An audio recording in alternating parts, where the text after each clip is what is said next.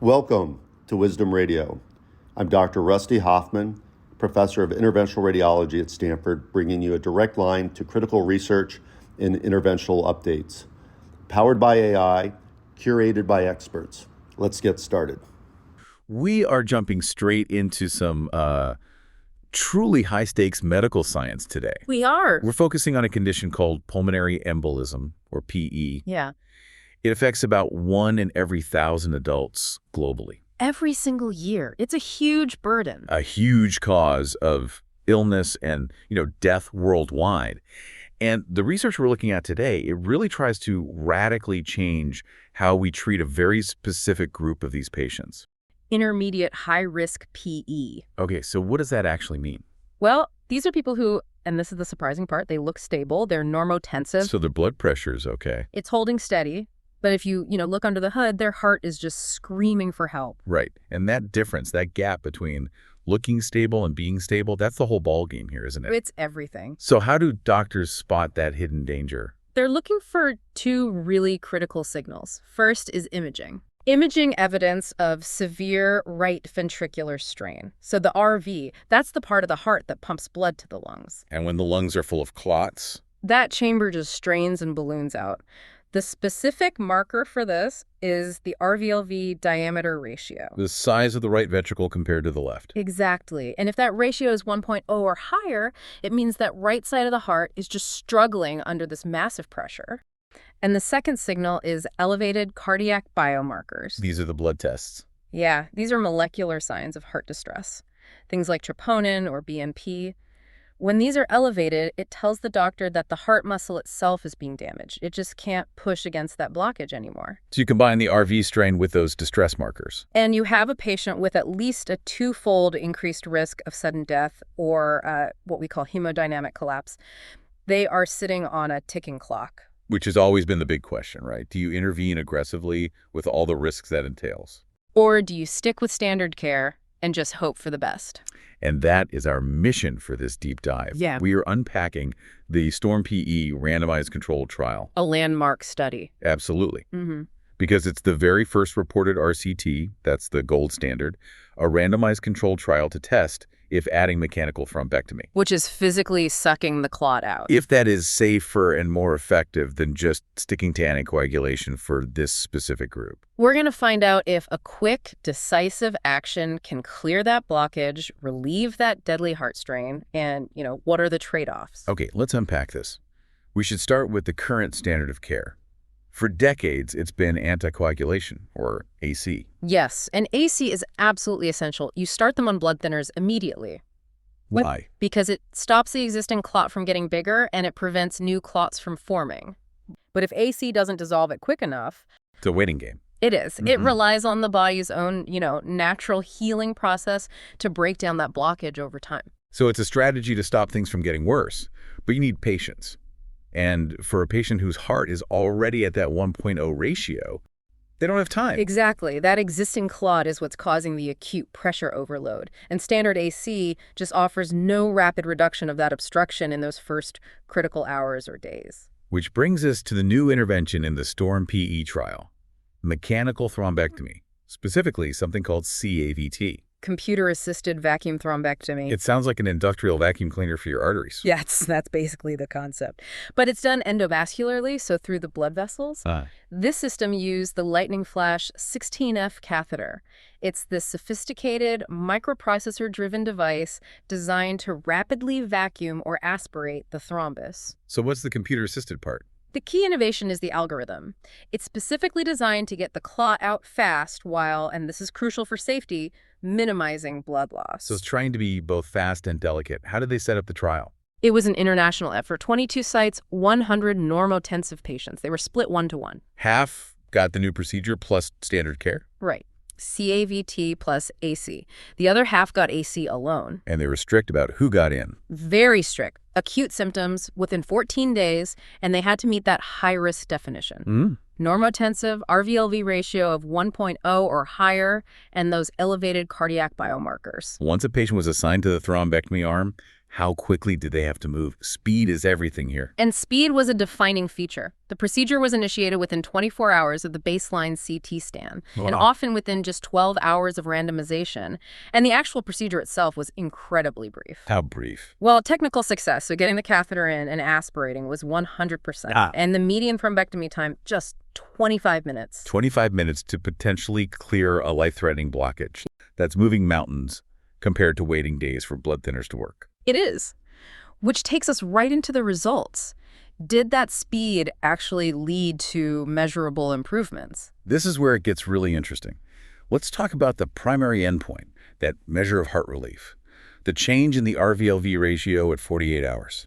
The results were definitively in favor of the mechanical approach. So the goal is to shrink that strained right ventricle. Exactly. And the mean reduction in that ratio at 48 hours was significantly greater for the CAVT group. It showed a powerful average drop of 0.52. 0.52. Okay, put that in context for us. What did the standard treatment achieve? Anticoagulation alone got a mean reduction of 0.24. So less than half. Right. The net difference was 0.27, and this was highly statistically significant.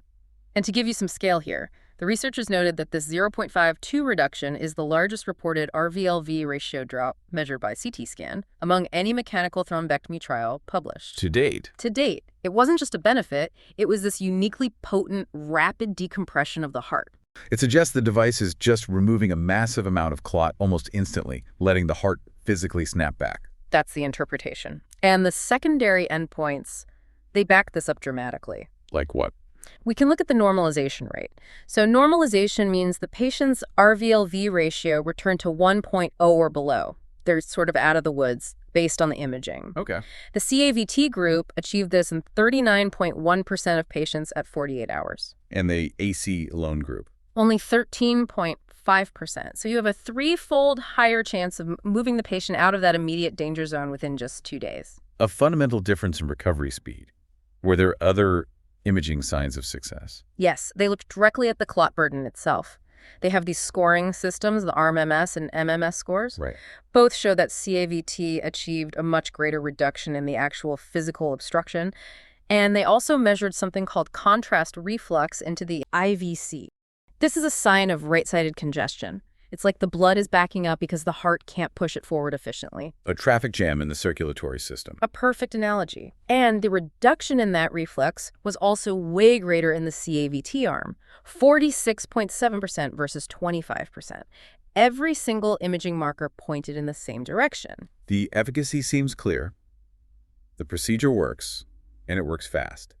But that moves us to the crucial balancing act, clinical stabilization and safety.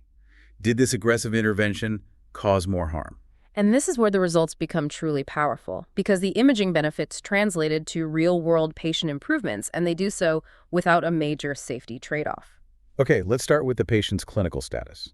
Early normalization of vital signs was far more frequent in the CAVT group. Can you give us an example? Absolutely. Tachycardia. A heart rate over 100. It's a classic sign the body is struggling. Right. At baseline, many patients had it. That high heart rate resolved in 100% of the CAVT patients by 48 hours. 100%. 100%. Compared to just 56.5% of the patient who only got anticoagulation. That shows a profound difference in just 2 days. A profound difference. And they also tracked supplemental oxygen use. They did. The CAVT group showed a greater reduction in the need for oxygen. More of them got back to just breathing room air. Okay. They also used something called the National Early Warning Score 2. The NEWS 2 score. A kind of overall risk score. Exactly. Think of it as a standardized predictor for clinical deterioration. It looks at heart rate, breathing, oxygen, alertness. It's a quick snapshot of how close they are to crashing. Perfect.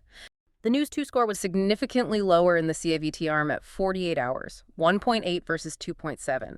A lower score means they were clinically safer and healthier, much earlier. We talked about the immediate decompression during the procedure itself. What were those numbers? The immediate relief was stark. As they were removing the clot, the systolic pulmonary artery pressure dropped by 21.7%.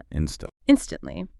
And the mean pulmonary artery pressure dropped by 27.3%.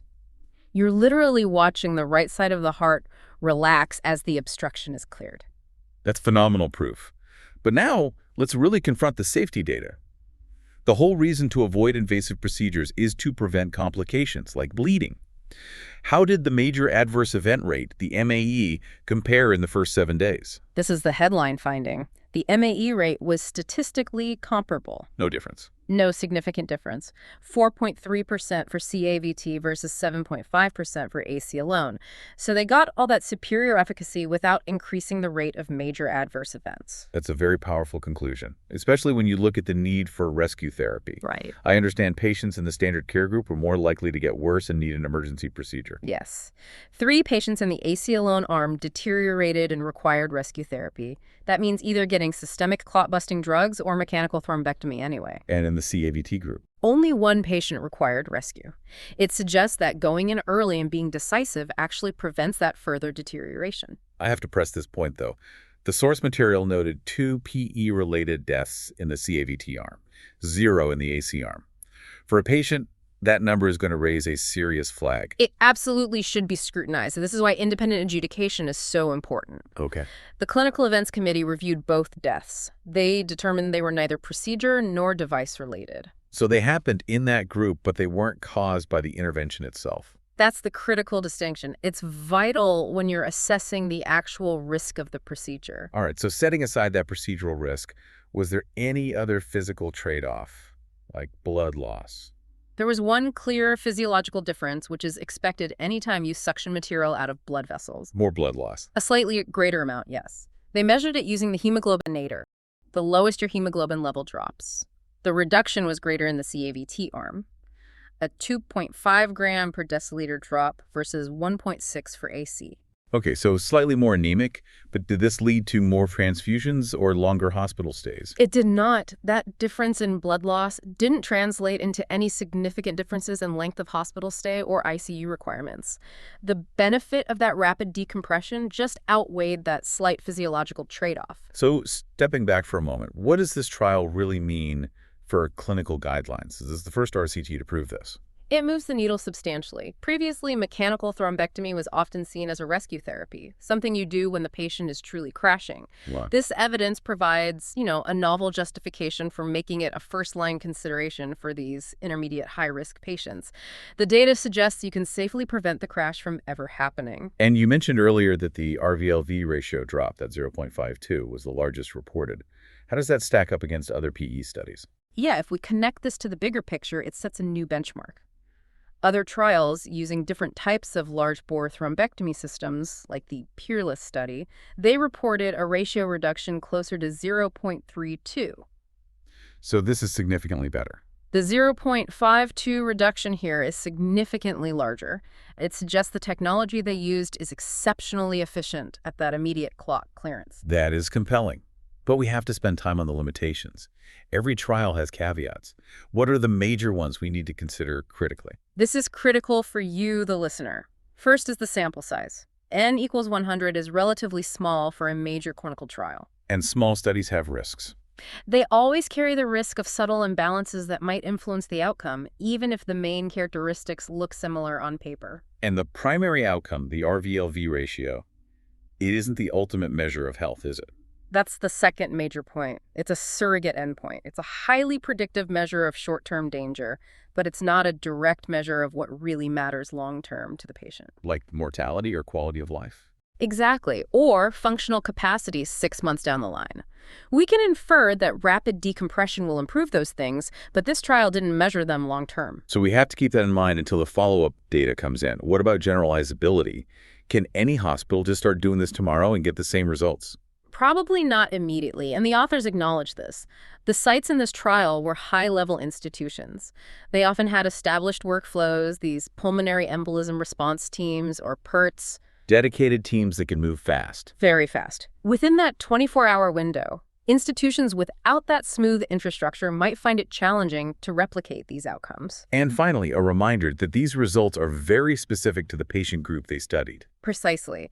They focused entirely on that intermediate high-risk group.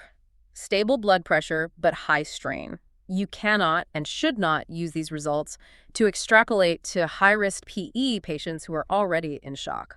Different patients, different interventions. Completely. So what does this all mean? Let's synthesize the findings from STORM PE. The synthesis is clear. For acute intermediate high-risk PE patients, adding computer-assisted vacuum thrombectomy to standard anticoagulation is superior to AC alone. By a lot. By a lot. It rapidly and significantly reduces that deadly right ventricular strain. It clears the obstruction, and that leads to earlier physiological improvement. Like stable heart rates, better oxygenation. And it does all this without increasing the rate of major adverse events within that crucial first 7 days. The research provides the strongest evidence yet to support a major shift in how we manage this ticking time bomb patient population. And that leads us to our provocative thought for you to explore. Go on. The researchers are currently assessing these patients out to 90 days. They're looking at functional outcomes like the 6-minute walk test, quality of life. But given this evidence of rapid physiological stabilization, of moving patients out of the danger zone within 48 hours, how might these swift mechanical interventions change hospital resource utilization? If you can get a patient stable and off the critical list that much faster, that could fundamentally change patient throughput and the efficiency of entire hospital systems in the very near future. Massive implications for both patient care and for hospital economics. A lot to think about as this evidence works its way into clinical guidelines. This is Dr. Rusty Hoffman, and that's a wrap from Wisdom Radio. Find cutting-edge insights through our rapid-fire videos and community forum at medicalwisdom.ai. And remember, knowledge is the best medicine.